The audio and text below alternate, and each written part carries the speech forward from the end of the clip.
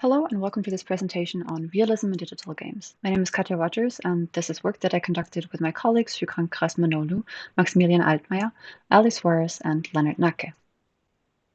Let's start with a definition. Realism is the quality or fact of representing a person or thing in a way that is accurate and true to life. And this is a concept that we use a lot in human-computer interaction to leverage and draw on existing knowledge that users have about the world, for example, in skeuomorphism, in mental models and affordances, as well as reality-based interaction. In opposition to this are concepts that see realism as potentially distracting or limiting, for example, in minimal or flat design, in imagination-based interaction, or hypernatural or magic techniques. But what kinds of realism exist in digital games, which are essentially particularly complex, interactive, and multimodal applications? Realism and realistic are terms that we throw around a lot in games research, but we don't always make quite clear what we mean by them. If you ask someone about realism in games, they might begin to talk about visual realism, which has been steadily increasing over the years. They might also mention, however, that some games can be too realistic. And in contrast, pixel graphics, despite low visual realism, are quite popular. And in other games, low animation realism can be a key driving force of enjoyment. In other modalities, exaggeration instead of realism may be a key mechanic of choice. For example, in Uncharted 4, if you throw a rope, it will sound like a whip. And it should be noted that players actively take steps to adjust the degree of realism in the games that they find, for example, through modifications of the visuals and the game mechanics. Now, in research, there have been many angles of realism that have been considered, but they don't always agree on what the opposite of realism is. For example, is it exaggeration, or is it stylization, or is it unnaturalness? So what we have is a fragmented foundation of realism research. There are existing typologies of realism dimensions. However, they often only provide a limited snapshot into the types of realism that exist, or they originate from a very specific game genre, making it unclear to what degree they generalize to other games.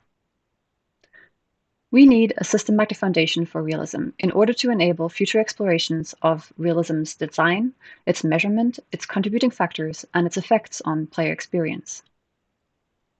And that's where our paper comes in. We provide a primer on realism typologies, showcasing existing overlaps and gaps.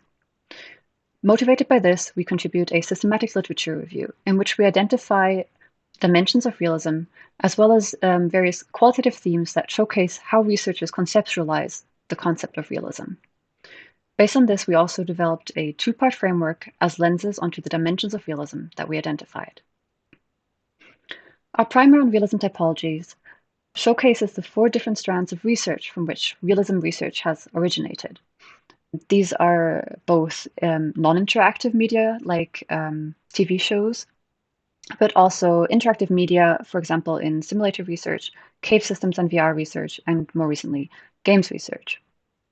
When looking into the actual specifics of the dimensions of realism mentioned by these papers, they often refer to either narrative, perceptual, interactive, or psychological aspects.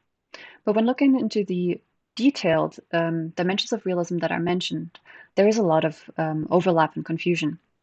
Sometimes the same term is used to refer to different things, and in other cases, different terms are used to refer to the same thing. We conducted a systematic literature review using thematic synthesis on keyword concordances, which are essentially snippets of text using keywords relating to or referring to realism in the papers that we found.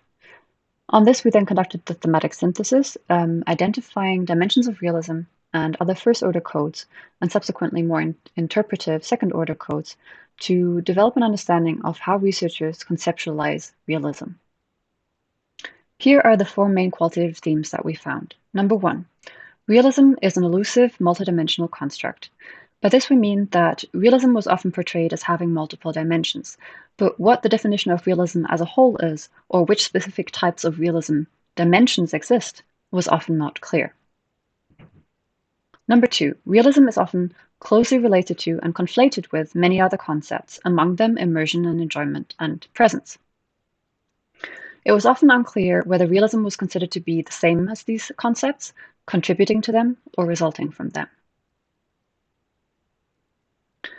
The next two themes are essentially two opposing design rationales. Some papers portrayed realism as something that we always need more of, for example, to improve immersion, enjoyment, or learning performance. Other papers implied the opposite, that we don't always need realism, and in fact should sometimes avoid it. Reasons here were often alluded to in the context of distraction, fatigue, cognitive load, or uncanny valley effects. Additionally, we identified a secondary theme, which showcased virtual reality as an inherently realistic or highly realistic form of medium, and realism as being one of the main goals of virtual reality. And we address this further in more detail in the paper because with the increase in VR research, this has the potential to further muddy the waters of realism research in immersive media. Without further ado, here is our overview of the different types of dimensions that we found in the literature, as well as the number of concordances which contributed to each dimension. I won't go into too much detail, but you can see that it is a fairly lengthy list. We hope that our comprehensive overview has the ability to sensitize the fields, to encourage greater conceptual and terminological clarity, and inform a more systematic approach in empirical research on realism.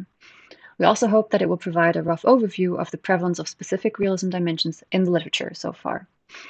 But because it's such a lengthy list, it can be difficult to parse, especially because the different dimensions of realism often refer to different layers of abstraction. And so we developed a two-part framework, which provides two separate lenses onto our list. This is the first part, which is essentially a hierarchical taxonomy that showcases how the different types of realism interrelate. With this, we hope that it can serve as a reference in empirical research to assess potential confounding factors of this obviously quite multi-layered and multidimensional construct. We also positioned the different types of realism within a basic model of player-game interaction. And we hope that with this, we can provide an overview of which realism dimensions can be relevant when we are designing an input or output method or a game mechanic. You will find many more details in the paper, but I would like to leave you with the following: a set of suggestions for best practice. The next time you use the term realism or realistic in your work, consider giving a clear definition of realism as a whole. Make clear whether you consider realism to be something subjective or objective, and clarify which dimensions of realism are relevant to you and your work. Also consider clarifying your mental model of the continuum of realism by giving an example of what you consider to be the opposite of high realism. Thank you very much for your attention. If you have any comments or feedback, please feel free to reach out anytime.